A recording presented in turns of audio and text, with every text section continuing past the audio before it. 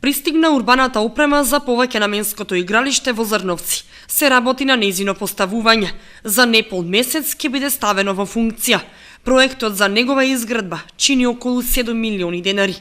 Со повеќе наменското игралиште деновиве се вршаат последните подготовки, така да е донесена и урбаната опрема која што во моментот се монтира, се поставува и очекувам дека во наредните 30 на дена комплетно ќе биде завршено, опремено и истото ќе можеме да го ставиме во функција. Во завршна фаза на изградба се и двете цркви во општината Свети Климент Охридски во село Видовиште и Света Тројца во Мородвис.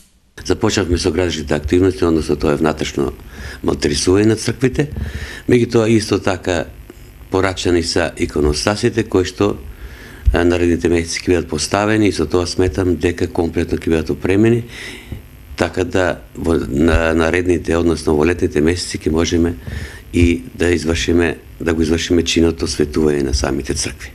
Крајот на март или почетокот на април ќе биде распишан тендер за изградба на речното корито на Морошка река. Средствата за реализација на овој проект се добиени преку проектот за управување со речниот слив на река Брегалница. Истиот чини 50.000 швајцарски франци од Швајцарската агенција за развој и 10.000 франци учество на општината.